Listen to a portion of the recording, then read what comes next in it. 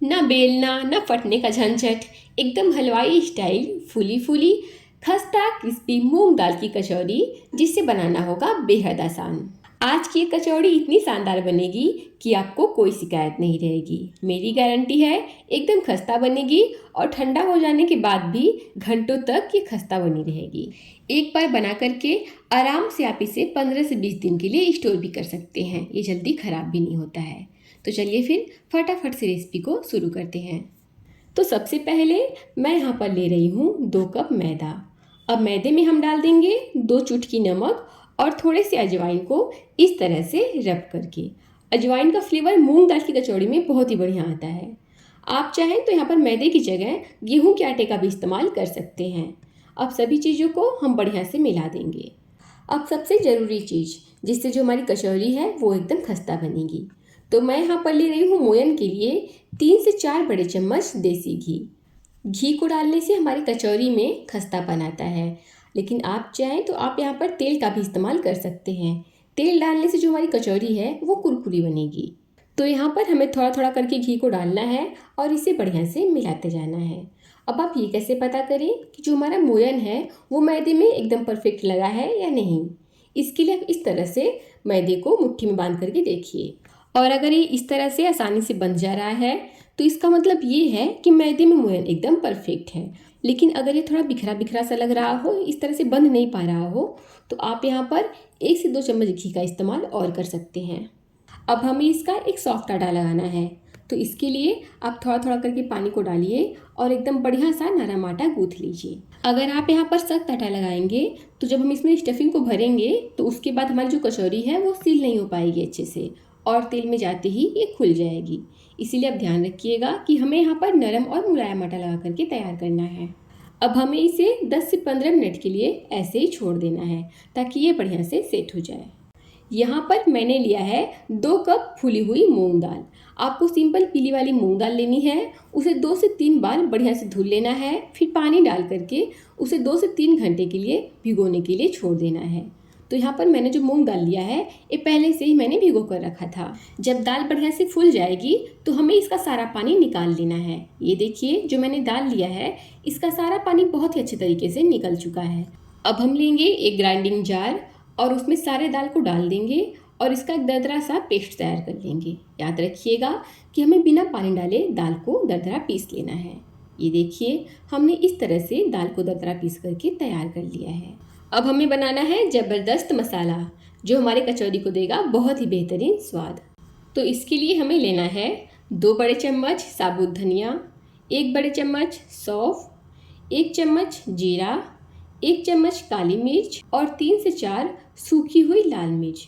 अब सभी चीज़ों को हम हल्का दरदरा पीस लेंगे। याद रखिएगा कि मसालों का हमें पाउडर नहीं बनाना है, इसे इस तरह से हल्का दरदरा ही पीस करके तैयार कर लेना है। ये देखिए, मैंने इसका फाइन पाउडर नहीं बनाया है, मैंने इसे थोड़ा मोटा मोटा ही रखा हुआ है। अब गैस पर हम रखेंगे पैन या कढ़ाई और इसमें डाल देंगे 4 से 5 बड़े चम्मच तेल। तेल के गर्म होते ही मैं इसमें मसालों को डाल दूंगी। अभी जो मसाला हमने पीसा था ना, उसे हम डाल देंगे और इसे लो फ्लेम पर ही लगातार चलाते हुए बढ़िया सा भून लेंगे। अब यहीं पर मैं इसमें डाल रही हूँ 2 चुटकी हींग। हींग डालने के बाद भी हम इसे हल्का सा भून लेंगे। साथ ही मैं डाल दूंगी 2 से 3 बड़े चम्मच बेसन। बेसन को डाल करके हम लो फ्लेम पर इसे बढ़िया से भून लेंगे। इस स्टेज पर हम इसमें डालेंगे हमारा दरदरा पिसा हुआ मूंग दाल। मूंग दाल को हम लो टू मीडियम फ्लेम पर लगातार चलाते हुए इसे अच्छे से भून लेंगे। हमें दाल को तब तक भूनना है जब तक इसका जो थोड़ा बहुत पानी है वो खत्म ना हो जाए, मतलब दाल सूखी सूखी सी ना हो जाए, तब तक हमें इसे भूनना है। फ्रेंड्स, आपको आज की रेसिपी पसंद आ रही हो तो प्लीज़ वीडियो को लाइक, शेयर और सब्सक्राइब जरूर कीजिएगा।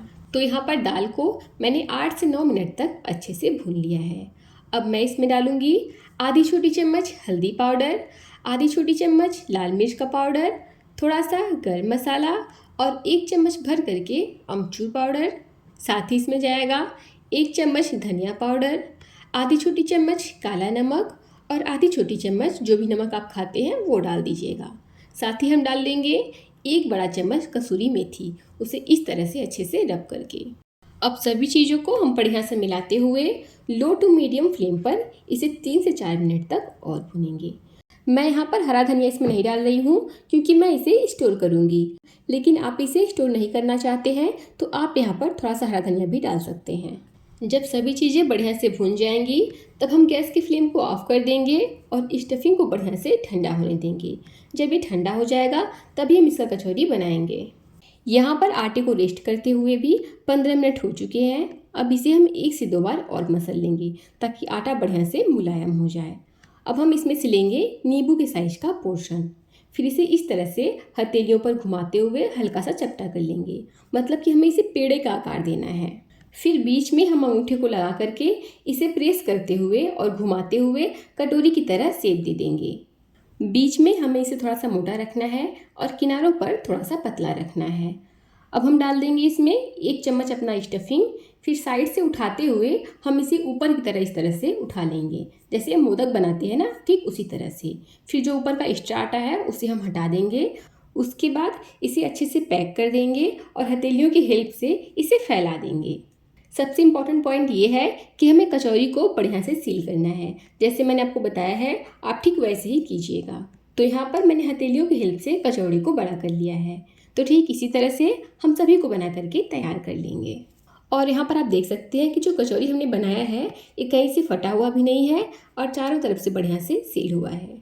अब यहाँ पर जो मूंग दाल की स्टफिंग है इसे आप चाहें तो 15 से 20 दिन तक आराम से फ्रिज में स्टोर कर सकते हैं। जब ये ठंडा हो जाए पूरी तरीके से तो आप इसे किसी भी एयरटाइट कंटेनर में भर करके आराम से फ्रिज में स्टोर कर सकते हैं। फिर जब भी मन करे आप फटाफट से इस तरह से इसे भरिए और फिर फ्राई करके इंजॉय करिए। तो यहाँ पर सभी कचौरी को मैंने बना करके तैयार कर लिया है। अब बारी है इसे फ्राई करने की। इसे फ्राई करने के लिए हमें तेल को लो फ्लेम पर हल्का सा गर्म कर लेना है।